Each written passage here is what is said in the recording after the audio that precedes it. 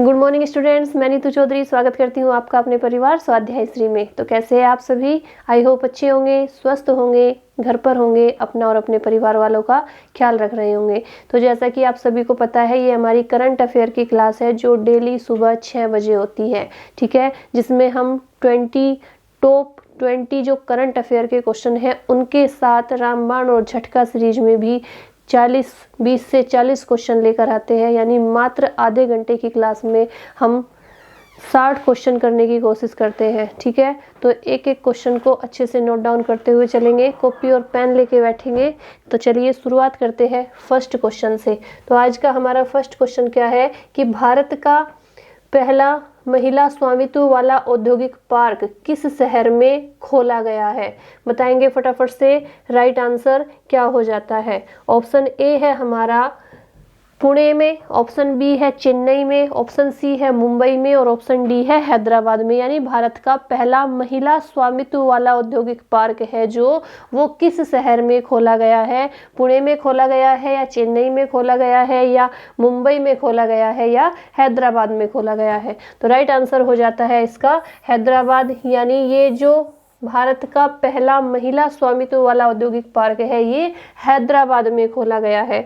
अगर इस पार्क के नाम की बात करें तो इसका नाम क्या है? इसका नाम है FICCI, FICCI, FICCI ladies organisation.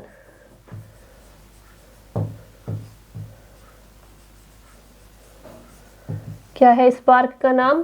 FICCI ladies organisation इस पार्क का नाम है। 25 महिलाओं के स्वामित्व वाली और संचालित हरित परियोजनाओं के साथ इस पार्क का संचालन किया गया है। कितनी महिलाओं के? 25 महिलाओं की। चलिए नेक्स्ट क्वेश्चन पे चलेंगे। क्या है इसका नाम? फिक्की लेडीज ऑर्गेनाइजेशन हैदराबाद में खोला गया है। सेकंड क्वेश्चन है कि भारत के किस राज्य ने मिशन इंद्रधनुष में पहला स्थान हासिल किया है? बताइए भारत का ऐसा कौन सा राज्य है जिसने मिशन इंद्रधनुष में पहला स्थान हासिल किया है? हिमाचल प्रदेश है, महाराष्ट्र है, जम्मू कश्मीर है या ओडिशा है? बताएंगे फटाफट से। राइट आंसर क्या हो जाता है? ऑप्शन ए, बी, सी या डी? तो राइट आंसर हो जाता है हमारा ऑप्शन डी यानी ओडिशा। ओडिशा में पहला भारत के जो ये मिशन इंद्रधनुष है, मिशन इंद्रधनुष का में पहला स्थान किसने हासिल किया है? उड़ीसा ने किया है, ओडिशा ने किया है। चलिए नेक्स्ट क्वेश्चन पे चलेंगे। क्वेश्चन नंबर थर्ड है कि अंग्रेजों द्वारा लगभग 1200 आदिवासी क्रांतिकारियों की हत्या करने वाले पाल दादवाव हत्याकांड को हाल ही में कितने वर्ष पूरे हो गए हैं? बताएंगे फटाफट से। 45 वर्ष, 55 वर्ष, 85 वर्ष या 100 वर्ष? अंग्रेजों द्वारा लगभग 1200 आदिवासी क्रांतिकारियों की हत्या करने वाले पाल दादवाव हत्याकांड को कितने वर्ष पूरे हो गए? तो इसे 100 वर्ष पूरे हो गए। कितने वर्ष हो गए? 100 वर्ष पूरे हो गए, ठीक है। इसमें क्या था कि जो ये इसमें 1200 आदिवासी क्रांतिकारियों की हत्या वाले थे पाल दादवाव हत्याकांड, इसमें 7 मार्च 2022 को कितने हो गए? 100 वर्ष पूरे हो गए। कितने? 7 मार्च 2022 को ये 100 वर्ष पूरे हो गए। और जब ये जो हत्याकांड था ये 1922 में कहाँ पे हुआ था? साबरकांठा में। कहाँ पे हुआ था? 1922 में साबरकांठा जिले के पाल चित्रिया में। साबरकांठा जिले के पाल चित्रिया जो वर्तमान में कहाँ पर है? गुजरात में है। वर्तमान में स्थानीय कहाँ पर है? गुजरात में है। तब ये हत्याकांड हुआ था और इसे 7 मार्च 2022 में 100 वर्ष पूरे हो गए। चलिए नेक्स्ट क्वेश्चन पे चलेंगे। क्वेश्चन नंबर 3 के बाद आ जाती है हमारी झटका सीरीज, जिसमें आज हम कृषि से संबंधित यानी खेती से संबंधित कुछ क्वेश्चन लेके आए हैं जो आपके एग्जाम में पूछे जाते हैं, ठीक है। तो एक एक क्वेश्चन को बहुत अच्छे से करते हुए चलेंगे।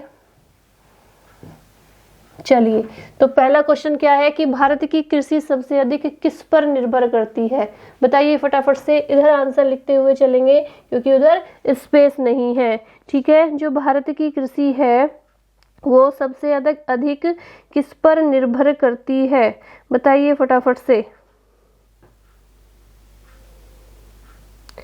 तो ये किस पर करती है? वर्षा पर। किस पर करती है?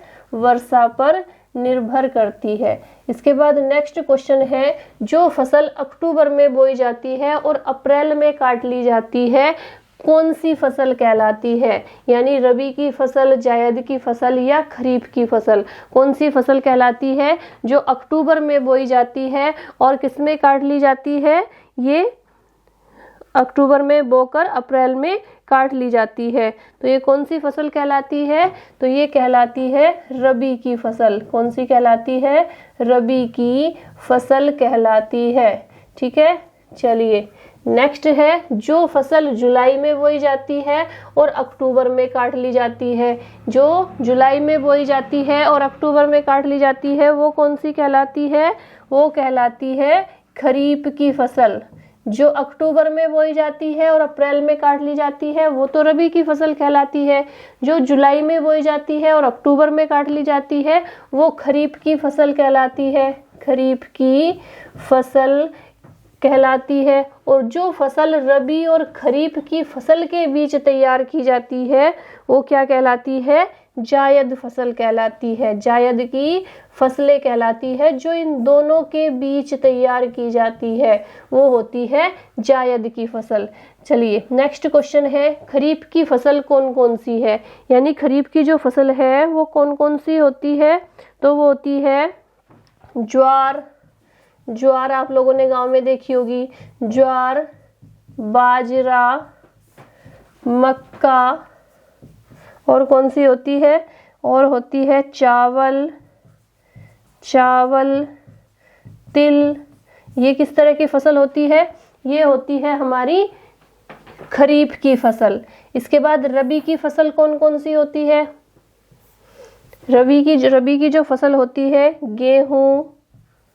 गेहूं, चना, मटर, सरसों और आलू। ये कौन सी फसल हो जाती है? ये हमारी रबी की फसल हो जाती है। अब आ जाती है जायद की फसलें।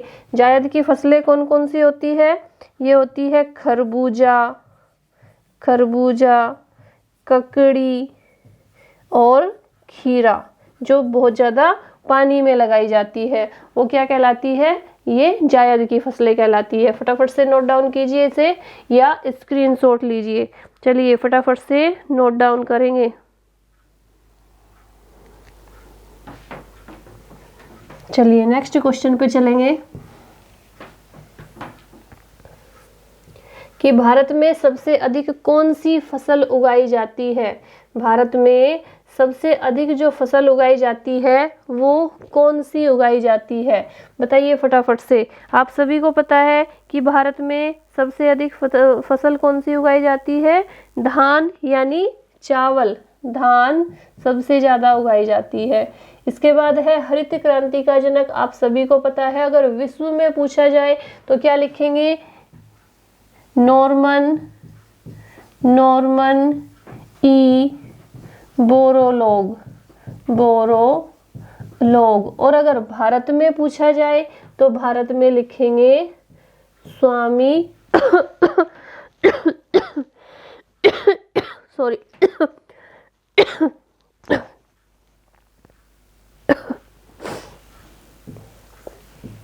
स्वामीनाथन, MS स्वामीनाथन। ठीक है, इसके बाद है हरित क्रांति का प्रमुख उद्देश्य क्या था?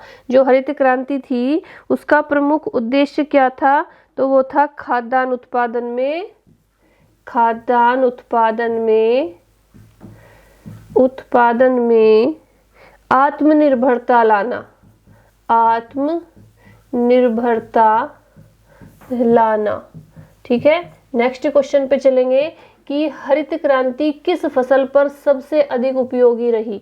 बताइए किस फसल पर सबसे अधिक उपयोगी रही थी? तो गेहूं और चावल पर रही थी। किस पर रही थी? गेहूं व चावल पर। जब इसका हरित क्रांति के बाद जब गेहूं की जो पैदावार हुई थी वो डबल हुई थी, ठीक है। तो सबसे ज्यादा किस पे हुई थी हरित क्रांति उपयोगी? गेहूं और चावल पे। किस राज्य को भारत का धान्य भंडार कहा जाता है? बताइए किस राज्य को कहा जाता है? तो पंजाब को कहा जाता है। किसे कहा जाता है? पंजाब को कहा जाता है।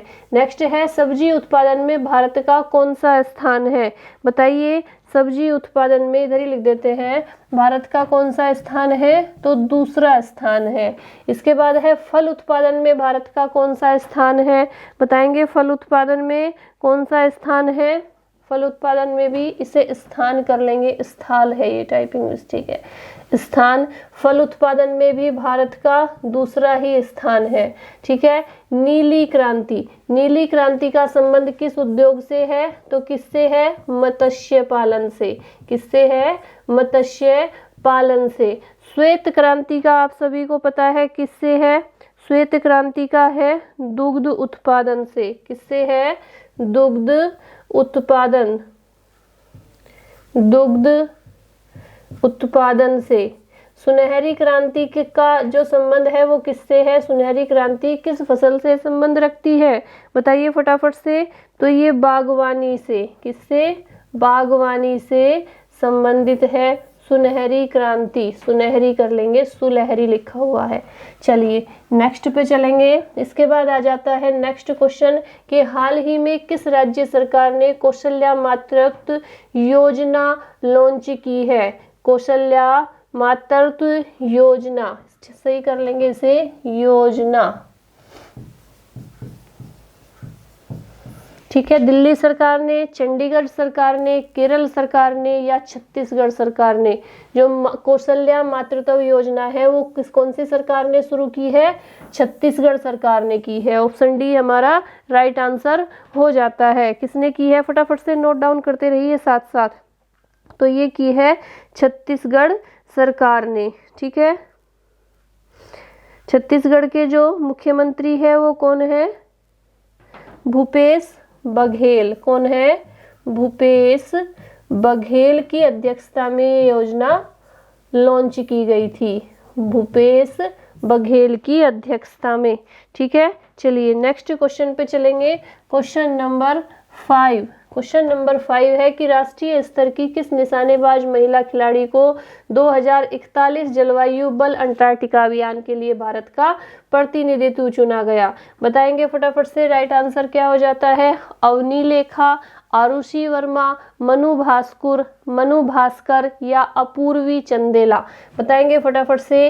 राइट आंसर क्या हो जाता है? ऑप्शन ए, बी, सी या डी? तो राइट आंसर हो जाता है हमारा ऑप्शन बी, यानी आरुषि वर्मा इसका राइट आंसर हो जाता है। नेक्स्ट क्वेश्चन पे चलेंगे। क्वेश्चन नंबर 5 के बाद क्वेश्चन नंबर 6 है कि निम्न में से किस राज्य सरकार ने हाल ही में मातृशक्ति उद्यमिता योजना की घोषणा की है? बताएंगे फटाफट से। मातृशक्ति उद्यमिता योजना की शुरुआत जो घोषणा की है वो किसने की है? यूपी सरकार ने, यूके सरकार ने, ओडिशा सरकार ने या हरियाणा सरकार ने? बताएंगे फटाफट से। राइट आंसर क्या हो जाता है? तो राइट आंसर हो जाता है हमारा ऑप्शन डी, यानी हरियाणा सरकार ने उद्यमिता योजना, मातृशक्ति उद्यमिता योजना की शुरुआत की है। किसने की है? हरियाणा सरकार ने की है, ठीक है। चलिए नेक्स्ट क्वेश्चन पे चलेंगे। क्वेश्चन नंबर 7 कि वैश्विक फार्मा ल्यूपिन लिमिटेड ने हाल ही में किस महिला खिलाड़ी को अपने शक्ति अभियान के लिए ब्रांड एम्बेसडर नियुक्त किया है? बताएंगे फटाफट से। राइट आंसर क्या हो जाता है? ऑप्शन ए है हमारा सानिया मिर्जा, ऑप्शन बी है मिताली राज, ऑप्शन सी है मैरी कॉम और ऑप्शन डी है झूलन गोस्वामी। झूलन गोस्वामी। बताएंगे फटाफट से। राइट आंसर क्या हो जाता है? ए, बी, सी या डी? तो राइट आंसर हो जाता है हमारा ऑप्शन सी, यानी मैरी कॉम। मैरी कॉम को ब्रांड एम्बेसडर नियुक्त किया है शक्ति अभियान के लिए फार्मा, वैश्विक फार्मा ल्यूपिन लिमिटेड ने। चलिए फटाफट से स्क्रीनशॉट लीजिए और यहाँ नेक्स्ट क्वेश्चन पे चलिए, फटाफट से उतारिए क्वेश्चनों को। ठीक है, नेक्स्ट क्वेश्चन पे चलेंगे। Question number 8। क्वेश्चन नंबर 8 है हमारा कि आर्म्ड गुस्ताव मोंडो डुप्लांटिस ने हाल ही में world indoor tour silver meeting में अपने विश्व रिकॉर्ड को कितने सेंटीमीटर से तोड़ने के लिए 6.19 मीटर की दूरी तय की है। बताइए फटाफट से राइट आंसर क्या हो जाता है। ऑप्शन ए है 1 सेंटीमीटर, 4 सेंटीमीटर, 5 सेंटीमीटर या 6 सेंटीमीटर। बताइए फटाफट से राइट आंसर क्या हो जाता है। ऑप्शन ए, बी, सी या डी। तो राइट आंसर हो जाता है हमारा ऑप्शन ए यानी 1 सेंटीमीटर। क्या हो जाता है, 1 सेंटीमीटर इसका राइट आंसर हो जाता है। नेक्स्ट क्वेश्चन पे चलेंगे। क्वेश्चन नंबर 9 है कि भारतीय ग्रैंड मास्टर एस.एल. नारायण ने किस देश में आयोजित ग्रैंड स्कॉची कैटोलिका इंटरनेशनल ओपन अपने नाम कर लिया है। बताएंगे फटाफट से राइट आंसर क्या हो जाता है।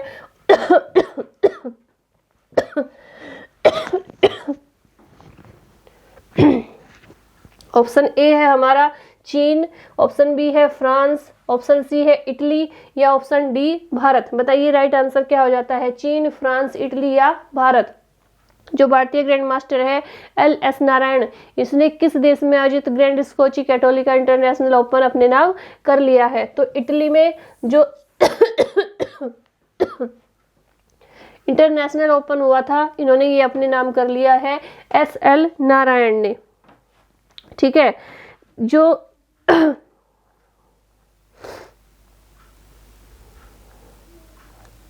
नेक्स्ट क्वेश्चन पे चलेंगे। चलिए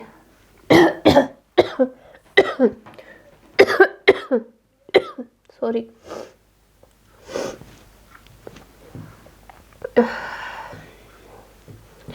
क्वेश्चन नंबर 10 कि निम्न में से किस देश की पर्यावरण वकील रिजवाना हसन को हाल ही में वर्ष 2022 के लिए अंतर्राष्ट्रीय महिला साहस पुरस्कार के लिए चुना गया। चलिए फटाफट से बताएंगे किस देश की रिजवाना हसन को हाल ही में वर्ष 2022 के अंतर्राष्ट्रीय महिला साहस पुरस्कार के लिए चुना गया। भूटान, चीन, बांग्लादेश या नेपाल। बताइए फटाफट से राइट आंसर क्या हो जाता है। भूटान, चीन, बांग्लादेश या श्रीलंका।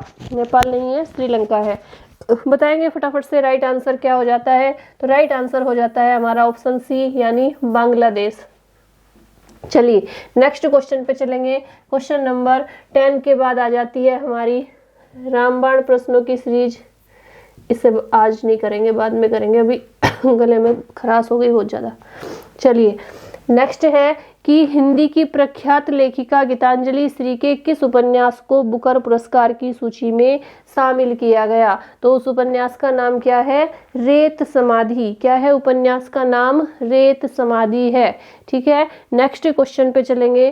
क्वेश्चन नंबर 20 कि भारत की कौन सी महिला बॉलर विश्व कप में विकेट लेने के मामले में संयुक्त रूप से प्रथम स्थान पर पहुंच गई। ये क्या है, स्थान है, प्रथम स्थान पर पहुंच गई। कौन है वो, झूलन गोस्वामी। कौन है, झूलन गोस्वामी। स्थान कर लेंगे इसे। ठीक है, चलिए नेक्स्ट क्वेश्चन है। नेक्स्ट क्वेश्चन पे चलेंगे। क्वेश्चन क्या है, एक बार फिर से पढ़ लेंगे कि महिला बॉलर विश्व कप में विकेट लेने के मामले में संयुक्त रूप से प्रथम स्थान पर कौन पहुंच गई है, झूलन गोस्वामी पहुंच गई है। नेक्स्ट क्वेश्चन पे चलेंगे। क्वेश्चन नंबर 21 कि नेपाल की किस ट्रांसजेंडर कार्यकर्ता को इंटरनेशनल वुमेन ऑफ करेज पुरस्कार से सम्मानित किया गया। तो किसे किया गया है, भूमिका श्रेष्ठ को किया गया है। किसे सम्मानित किया गया, भूमिका श्रेष्ठ को। नेक्स्ट क्वेश्चन पे चलेंगे। Question number 22 Parklands Maritime Heritage Trust of History Hits में मिलकर किस जगह 160 साल पुराने डूबते जहाज को खोज निकाला है। तो किसने निकाला है, अंटार्कटिका। कौन सा, अंटार्कटिका ने निकाला है। नेक्स्ट क्वेश्चन है free direct to home platform से प्रसारणकर्ताओं ने 1 अप्रैल से किन 4 चैनलों को हटाने का फैसला लिया है। स्टार उत्सव को, जी अनमोल को, कलर्स, रिश्ते और सोनी पल। 1 अप्रैल से ये चैनल आपके आने बंद हो जाएंगे, स्टार उत्सव, जी अनमोल, कलर्स रिश्ते और सोनी पल। ठीक है, नेक्स्ट क्वेश्चन है, डॉक्टर इला लोध को मरणोपरांत किस पुरस्कार से सम्मानित किया गया? डॉक्टर इला लोध को मरणोपरांत किस पुरस्कार से सम्मानित किया गया? तो नारी शक्ति पुरस्कार से सम्मानित किया गया। नेक्स्ट क्वेश्चन है, भारत के विशाखापट्टनम में भारत एवं श्रीलंका के बीच 9वें नौसैनिक युद्धाभ्यास का आयोजन किया, ये आयोजन कर लेंगे, आयोग है लिखा हुआ है क्या कर लेंगे, इसे आयोजन कर लेंगे, आयोजन। ठीक है, तो उसका नाम क्या है? उसका नाम है स्लिनेक्स। क्या है उसका नाम? स्लिनेक्स का आयोजन किया गया। नेक्स्ट है, भारतीय क्रिकेट टीम ने श्रीलंका के खिलाफ खेले जाने वाले सीरीज के दूसरे टेस्ट के लिए कुलदीप यादव की जगह किस खिलाड़ी को टीम में शामिल किया? तो अक्षर पटेल को शामिल किया है। ठीक है, नेक्स्ट क्वेश्चन है, प्रसिद्ध सरोद वादक उस्ताद अमजद अली खान को किस अवार्ड से सम्मानित किया गया? तो Pandit Hariprasad Chaurasia life time award से सम्मानित किया गया। ठीक है, तो ये हमारे 27 क्वेश्चन करंट अफेयर के हो जाते हैं और 20 से 25 क्वेश्चन हो जाते हैं हमारे रामबाण या झटका सीरीज में। ठीक है, तो आज के लिए इतना ही रखेंगे, कल की क्लास में फिर नए क्वेश्चंस के साथ मिलेंगे। तो जैसे अगर आपको क्लास अच्छी लगती है, अगर कंटेंट अच्छा है, क्वेश्चन अच्छे हैं, आपको लगता है कि ये एग्जाम में पूछे जा सकते हैं, तो वीडियो को लाइक कीजिए, चैनल को सब्सक्राइब कीजिए और कमेंट करके बताइए कि क्लास आपको कैसी लगी। ठीक है, तो आज के लिए इतना ही रखेंगे। धन्यवाद। जय हिंद, जय भारत।